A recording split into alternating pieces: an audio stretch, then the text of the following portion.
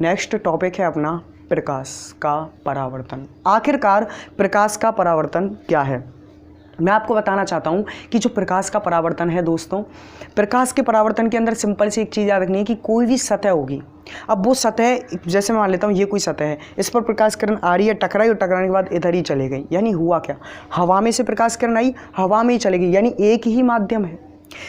ऐसी घटना, या फिर हम बोल सकते हैं जब कोई प्रकाश की किरण किसी सतह से टकराती है, जब कोई प्रकाश की किरण किसी सतह से टकराती है, टकराने के पश्चात वह जिस माध्यम में आती है पुनः उसी माध्यम में लौट जाती है, इसे क्या कहा जाता है, प्रकाश का परावर्तन कहा जाता है। इसे प्रकाश का क्या कहा जाता है, परावर्तन। अब देखो इसमें क्या होता है कि कोई सतह है तो उस सतह को क्या कहा जाता है, उस सतह को कहा जाता है परावर्तक पृष्ठ। उस सतह को क्या कहा जाता है, परावर्तक पृष्ठ। यह परावर्तक पृष्ठ क्या होता है, इसकी परफेक्ट डेफिनेशन हम क्या दे सकते हैं, तो हम बोल सकते हैं वह पृष्ठ जिस पर आपतित किरण व परावर्तित किरण की घटना को देखा जा सकता है, उसे क्या कहा जाता है, परावर्तक पृष्ठ कहा जाता है। क्या कहा जाता है, परावर्तक पृष्ठ। उसके बाद इस परावर्तक पृष्ठ के पीछे की ओर कुछ पॉलिश की जाती है, परावर्तक पृष्ठ के नीचे की ओर क्या की जाती है, पॉलिश, इसे परावर्तक पॉलिश कहा जाता है। और ये परावर्तक पॉलिश जो होती है किससे मिलकर बनी होती है, तो इसका आंसर है चांदी और एल्यूमिनियम, यानी परावर्तक पॉलिश जो है वो चांदी और एल्यूमिनियम से मिलकर बनी हुई होती है। इसमें एक प्रकाश की किरण आ रही है, प्रकाश के परावर्तन बोला था ना, एक प्रकाश किरण आ रही है और एक प्रकाश किरण जा रही है, तो आखिरकार आने वाली प्रकाश किरण को क्या बोलेंगे और जाने वाली प्रकाश किरण को क्या बोलेंगे, तो आने वाली जो प्रकाश की किरण होती है इसे बोलते हैं आपतित किरण। क्या बोलते हैं, आपतित किरण, यानी वह प्रकाश की किरण जो सतह से ना टकराई हो, अर्थात सतह से टकराने से पहले की स्थिति को क्या कहा जाता है, आपतित किरण कहा जाता है। और प्रकाश की वह किरण जो सतह से टकरा चुकी हो, टकराने के बाद की स्थिति को क्या कहा जाता है, परावर्तित किरण कहा जाता है। यह आपतित किरण और परावर्तित किरण थी। अब मैं आपको बताना चाहता हूं कि आखिरकार ये प्रकाश का परावर्तन कितने प्रकार का होता है। तो देखो प्रकाश का परावर्तन जो होता है वो दो प्रकार का होता है। फर्स्ट तो होता है नियमित परावर्तन और सेकंड होता है विसरित परावर्तन। देखो नियमित, मैं इस काम को नियमित करूंगा, सही तरीके से करूंगा। तो नियमित परावर्तन का मतलब अपने को याद रखना है कि जब इसमें समतल पृष्ठ का प्रयोग लिया जाता है। किसका प्रयोग लिया जाता है, समतल पृष्ठ का, यानी नियमित परावर्तन के अंदर समतल पृष्ठ का प्रयोग लिया जाता है और जो खुरदुरा पृष्ठ होता है उसका प्रयोग विसरित परावर्तन के अंदर लिया जाता है। यानी नियमित परावर्तन के अंदर समतल पृष्ठ का प्रयोग लिया जाएगा और विसरित परावर्तन के अंदर खुरदुरे पृष्ठ का प्रयोग लिया जाएगा। आखिरकार नियमित परावर्तन है क्या, तो इसे परफेक्ट वे में मैं कह सकता हूं कि ऐसा परावर्तन जिसमें समतल पृष्ठ का प्रयोग लिया जाता है वह इसमें आपतित किरण व परावर्तित किरण के द्वारा बनने वाले जो कोण होते हैं वो कैसे होते हैं, बराबर होते हैं। यानी जिस एंगल पे प्रकाश किरण आएगी पुनः उसी एंगल पे लौट जाती है, तो इसे क्या कहा जाता है, नियमित परावर्तन कहा जाता है। अब विसरित परावर्तन किसे कहते हैं, तो विसरित परावर्तन इसके अपोजिट होता है। विसरित परावर्तन के अंदर खुरदुरे पृष्ठ का प्रयोग लिया जाता है और प्रकाश की किरण जिस एंगल पे आती है पुनः उसी एंगल पे नहीं लौट पाती है, यानी कहीं पे भी जा सकती है प्रकाश की किरण, किसी भी दिशा में जा सकती है। तो अपने को याद रखना है कि प्रकाश की किरण जो है वो किसी भी दिशा में जा सकती है, इसे क्या कहते हैं, विसरित परावर्तन कहते हैं। ये नियमित और विसरित परावर्तन था।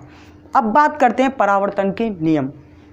आखिरकार परावर्तन के क्या नियम हैं, तो परावर्तन के नियम के अंदर एक पॉइंट तो अपने को याद रखना है कि आखिरकार पहले मैं आपको इसको अच्छे से एक्सप्लेन कर देता हूं। फर्स्ट परावर्तक पृष्ठ बता चुका हूं जिस पर आपतित किरण व परावर्तित किरण को देखा जा सकता है। परावर्तक पॉलिश चांदी व एल्यूमिनियम की बनी हुई होती है जो कि परावर्तक पृष्ठ के पीछे की ओर होती है। आपतित किरण परावर्तक पृष्ठ से टकराने से पहले की स्थिति को आपतित किरण कहा जाता है और परावर्तक पृष्ठ से टकराने के बाद की स्थिति को परावर्तित किरण कहा जाता है। आपतित किरण और परावर्तित किरण के द्वारा दो कोण बनते हैं, एक होता है आपतन कोण और एक होता है परावर्तन कोण।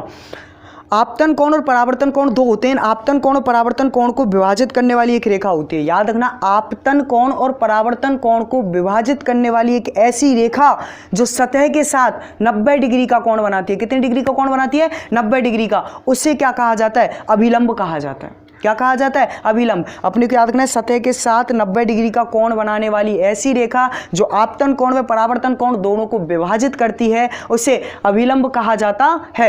आखिरकार आपतन कोण क्या है, तो देखो आपतित किरण और अभिलंब, तो आपतित किरण और अभिलंब के बीच में बनने वाले कोण को आपतन कोण कहा जाता है और परावर्तित किरण व अभिलंब के मध्य बनने वाले कोण को क्या कहा जाता है, परावर्तन कोण कहा जाता है। ये कुछ पॉइंट अपने को याद रखने। परावर्तन का पहला नियम क्या है? परावर्तन का पहला नियम ये कहता है कि आपतितकरण, परावर्तितकरण व अविलंब तीनों एक ही बिंदु पर उपस्थित होते हैं।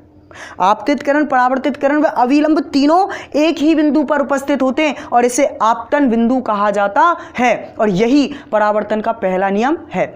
अब बात करते हैं दूसरा नियम।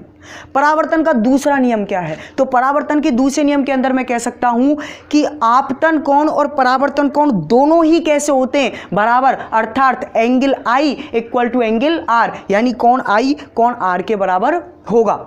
ये किसके अंदर आता है? परावर्तन के द्वितीय नियम में। मैं बीच में एक क्या रख देता हूँ? कांच रख देता हूँ। उस कांच के अंदर एक तरफ मैं क्या बना देता हूँ? C बना देता हूँ। तो C को जब इधर की तरफ हम देखेंगे तो उसकी इमेज बिल्कुल इसकी क्या बनेगी? उल्टी बनेगी। क्या बनेगी? उल्टी, यानी पक्ष बदल जाते हैं, दायां पक्ष बायां बन जाता है। एग्जाम्पल मैं आपको समझाना चाहता हूँ इसे। ये जो C है, इस C के अंदर, ये जो C है, इस C के अंदर अपने को याद रखना है कि ये जो C है, इस C में ये वाला जो है, ये कौन सा वाला है? लेफ्ट हैंड साइड, यानी बायां। बायां लेफ्ट मतलब होता है, लेफ्ट जो होता है कमजोर हाथ होता है, लेफ्ट मीन्स होता है उल्टा, और उल्टा कैसा होता है? कमजोर। कमजोर को क्या बोलते हैं? बेकार, और बेकार से याद रखना है बायां। तो लेफ्ट हैंड साइड को क्या बोल सकते हैं? बायां, और राइट हैंड साइड को क्या बोलते हैं? दायां। अब इसमें ये स्फेरिकल एरिया, घुमावदार एरिया जो क्या है, ये कैसा एरिया है? घुमावदार जो एरिया है, इसको हम क्या बोल रहे हैं? यहाँ पर क्या बोल रहे हैं इसको हम बोल रहे हैं बायां। क्या बोल रहे हैं? बायां। अब यहां पर हम आते हैं तो ये क्या बन जाता है? इधर दायां बन जाता है, और यहां पर ये क्या है? दायां, और यहां पर आकर ये क्या बन जाता है? बायां बन जाता है। तो अपने को याद रखना है कि दर्पण के अंदर बायां पक्ष दायां दिखाई देता है और दायां पक्ष बायां दिखाई देता है, यानी दोनों कैसे दिखाई देते हैं? उल्टे दिखाई देते हैं, यानी पक्ष उल्टे दिखाई देते हैं। ये परावर्तन के क्या थे? नियम थे। परावर्तन के अंदर बताना था दायां पक्ष बायां दिखाई देता है, ये अपने को याद रखना है। इसके बाद आखिरकार किसी भी दर्पण में आपको याद रखना है, कोई भी दर्पण होगा, इस दर्पण के अंदर जितने डिस्टेंस पे हम खड़े होते हैं उतने ही डिस्टेंस पर हमारी क्या बनती है? इमेज बनती है। अगर मैं कांच से इतनी दूरी पर खड़ा हूँ, इतनी दूरी पर खड़ा हुआ हूँ, तो कांच के अंदर भी मैं उतनी ही दूरी पर दिखाई देता हूँ। तो अपने को याद रखना है, कांच समतल दर्पण पर जितनी दूरी पर हम खड़े हुए होते हैं उतनी ही दूरी पर क्या बनता है? हमारा प्रतिबिंब बनता है। ये बात अपने को याद रखनी है। नेक्स्ट वीडियो में मैं आपको बताऊंगा कि आखिरकार इसे प्रूफ कैसे किया जाए, यानी कि जितनी दूरी पर वस्तु होती है उतनी ही दूरी पर प्रतिबिंब बनता है। इसको मैं नेक्स्ट वीडियो में आपको प्रूफ करके बताऊंगा कि आखिरकार ये कैसे प्रूफ होगा, इसको कैसे प्रूफ करते हैं। बिल्कुल एक चीज़ मैं आपको बता देता हूं कि आपका ही ये चैनल है, इस चैनल को ज़्यादा से ज़्यादा शेयर और प्रमोट करने की कोशिश कीजिए, और ये जो नॉलेज आप ले रहे हो इस नॉलेज को सबको डिस्ट्रीब्यूट कीजिए। एक और चीज़ कि आप सिर्फ मेहनत कीजिए, नॉलेज देने की पूरी मैं कोशिश करूंगा और मैं आपको अच्छी से अच्छी और इससे भी बेहतर नॉलेज देने का पूरा प्रयास करूंगा।